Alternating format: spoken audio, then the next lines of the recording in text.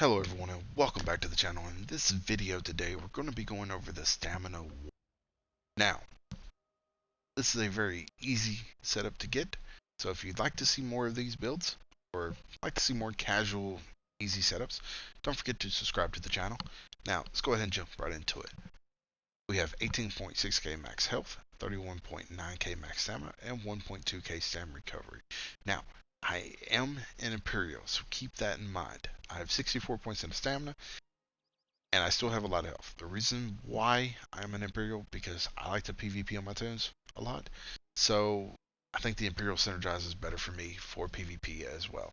But if you want to min-max for PvE, the Orc is going to give you the best damage as number 1, followed by the Khajiit and Dark Elf, both a good 2 and 3, and then you have your Red Guard, your Wood Elf, and your Imperial that way. So it's up to you on what you want to use, but the Orc is going to make you hit the hardest, followed by the Dark Elf and Khajiit. So, but anyways, unbuffed, our weapon damage is 3.1k, and our weapon critical is 44%. Now, we are running 2 boons due to the one of the sets that we're running, which is craftable. We're running the Shadow and the Warrior. And the food that we're running is the Dubious. Now, if you wanted to, our weapon crit fully buffed goes up to around 54%. If you want more crit than that, you can always drop the Warrior, go with the Thief. That'll give you more crit, but your weapon damage will take a hit. Lie about that. It won't look as pretty, but I like having that little extra weapon damage because of our ultimates. We're not running Dawnbreaker, and we don't have as many Fire's Guild passives on our front bar, so our weapon damage is not as high as I like it to be. So I'm running the Warrior or the Thief, but it is entirely up to you on what you want to. So, champion points. We have 26 into Warlord, 16 into Sprinter, 25 into Bashing Focus, 64 Tenacity, 64 Mooncalf, 31 Tumbling, 44 Shadow Ward. Nothing here. We have 33 into Physical Weapon Expert, 40 Master at Arms, 40 Thermometer, 66 Precise Strike, 26 Piercing, 65 Mighty. So, 28 Ironclad, 44 Spell Shield, 38 Medium Armor Focus, 64 Hardy, 64 Elemental Defender, and 32 Quick Recovery. Now, sets. First 5-piece set we're running is Briarheart. We're running a Nern Dagger with a poison damage enchant, and a Precise Axe with an Absorb Stamina enchant.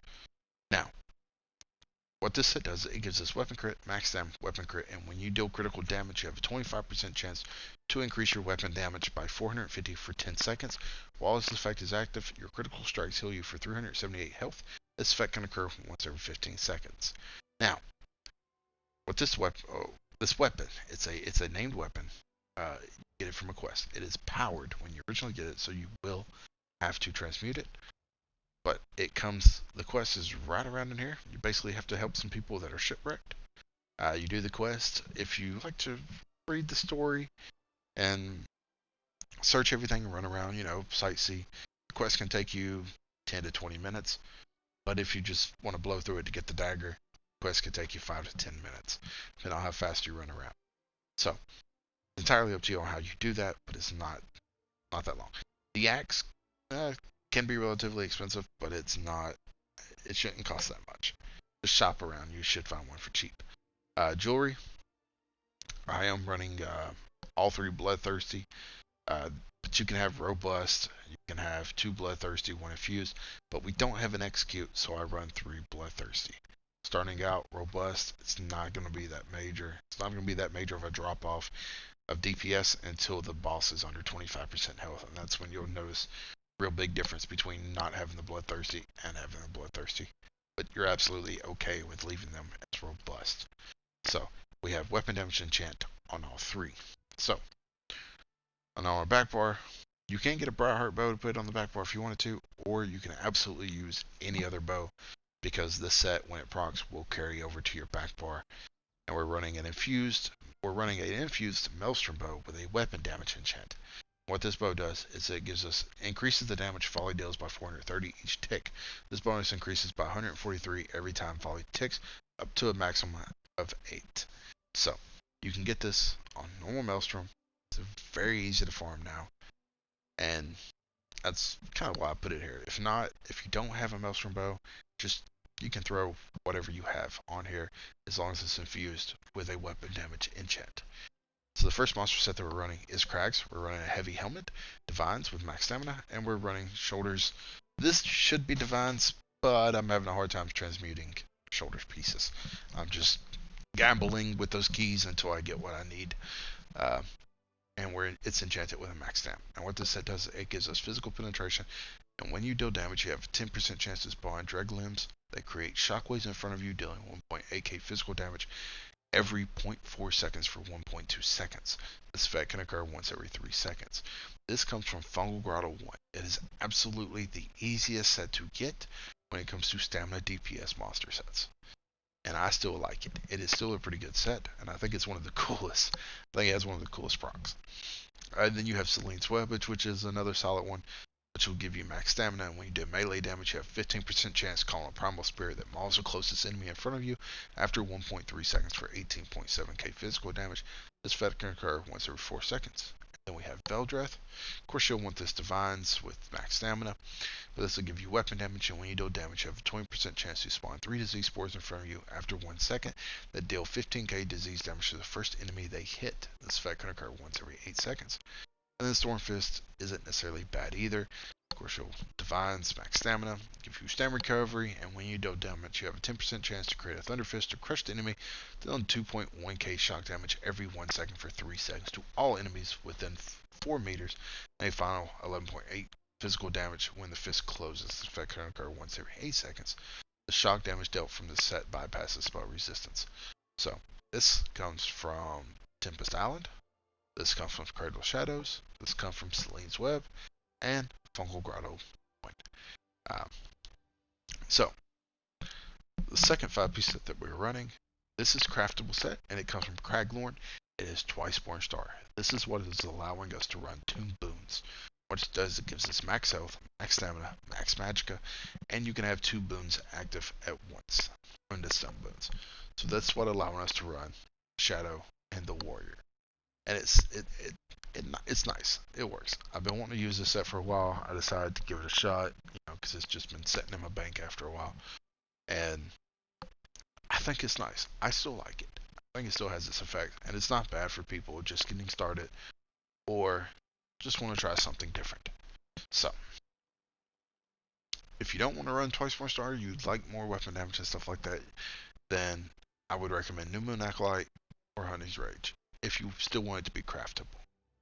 If not, Leviathan's a really good set to run as well, which comes from Crypto Hearts. It's basically the stamina version of Mother Sorrow, which gives you just a bunch of crit. Or you can run Viper, Red Mountain, the Venomous Smite set. Those are just some of the overland sets that are pretty solid that you can run, or in pretty easy dungeons. So, I like Twiceborn Star. I like the Briarheart setup. It's been working nice.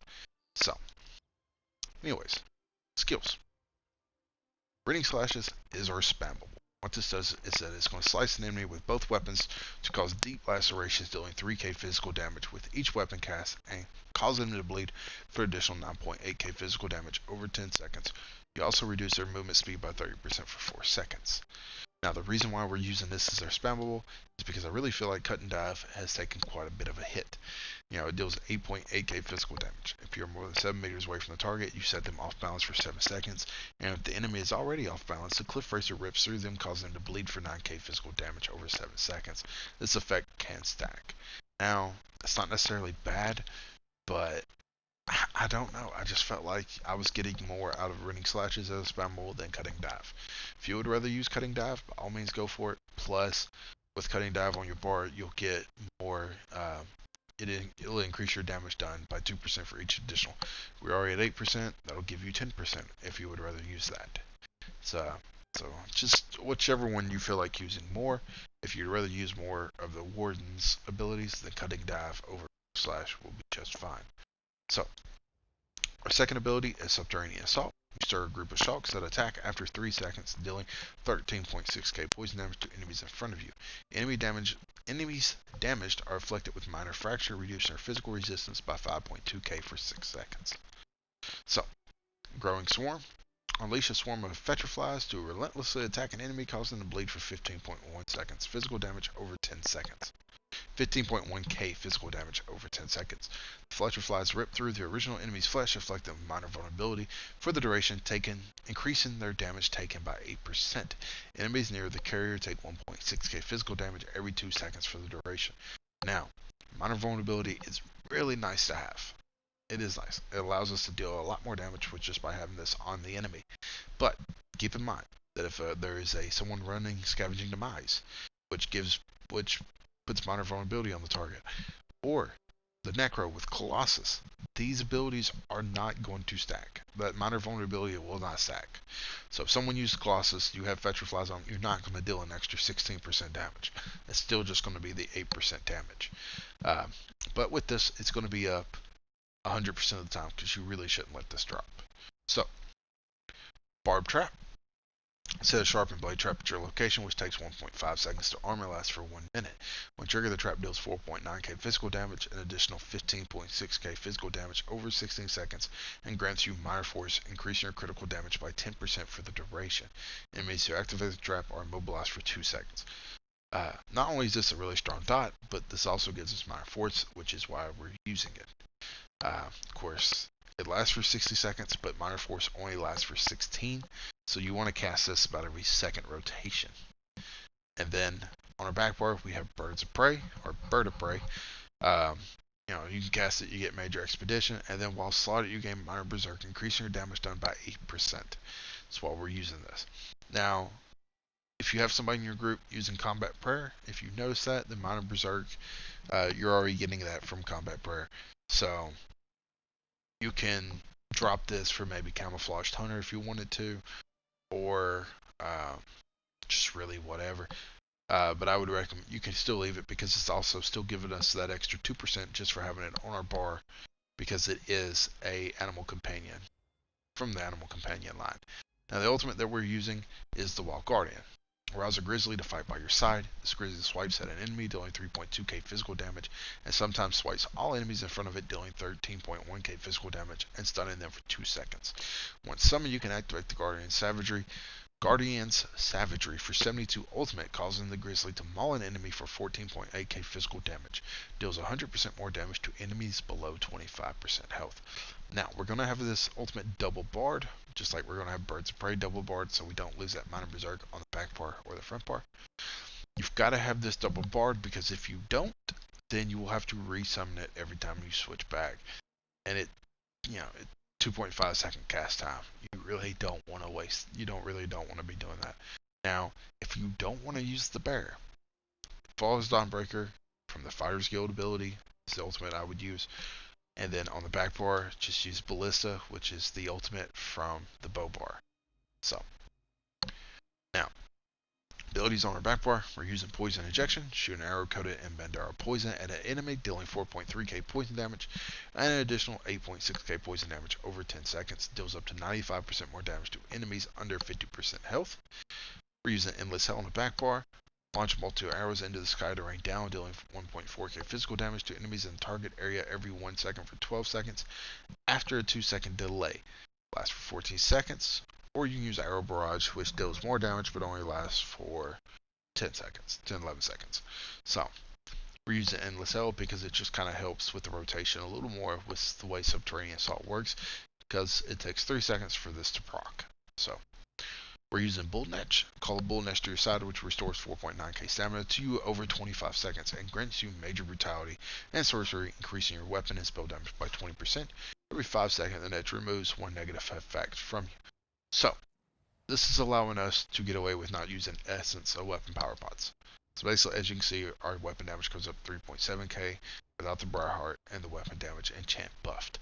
Now, the second ability is what allows us to not use weapon power pots as well.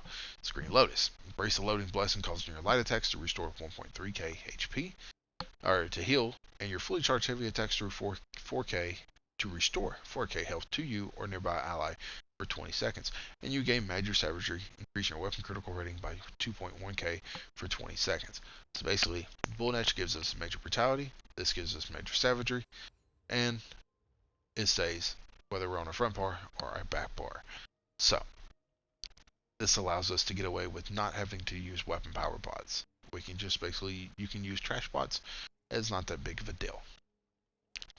Now, plus this will act as kind of our heal. Now, if you don't like this as a heal, you can always replace Birds of Prey on the back bar for Vigor, and that can be your heal. But right now, I find that this right here works good for me for the heals. So, I'm still running Birds of Prey. If I get to the point where my healer just seems to be a little off, then yeah, I'll switch this out for Vigor. If not, then I'm just sticking with this. But if you don't PvP, then you probably won't have Vigor, so use Fungal Growth, morph it to Soothing Spores, which will heal you and ally by, it works the same.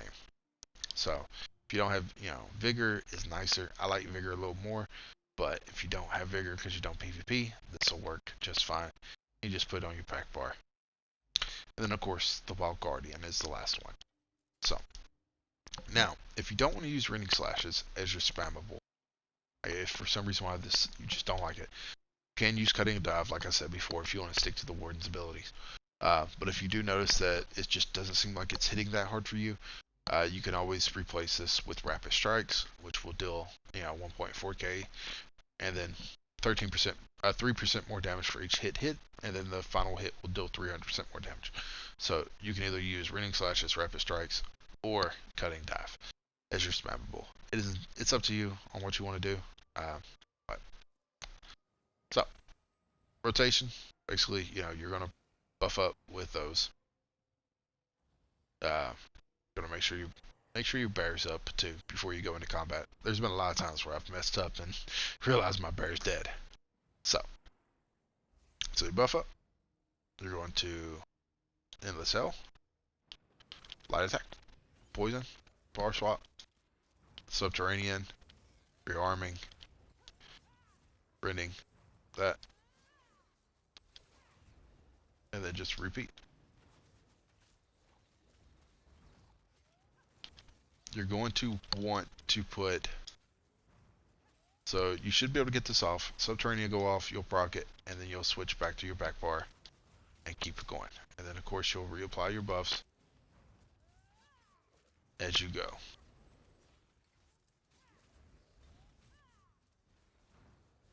So that's kind of it. That's just kind of the rotation.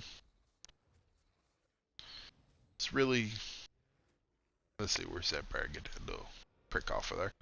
Alright, there we go. It's really not that complicated. It's really simple. Endless Cell, Poison Injection, Subterranean Assault, Barb Trap, Growing Swarm, Rending Slash, Subterranean Assault, Rending Slash a couple more times, Subterranean Assault, Bar Swap, Endless Cell, Poison Injection, Subterranean Assault, repeat. That's pretty much it. Just every 2 or 3 casts, you're gonna recast Subterranean Assault. You'll replace 1 Rending Slashes for one of the Wild Guardians. So you should get 3 Rending Slashes off on your front bar. You'll get 1 Subterranean Assault, 2 Subterranean Assault, and then that's kind of how it'll go. It's very easy. It's not really that complicated. It might take a little work, but it's really very, very simple. So, anyways, that is the build. If you enjoy it and want to see more like this, don't forget to subscribe. And as always, take care.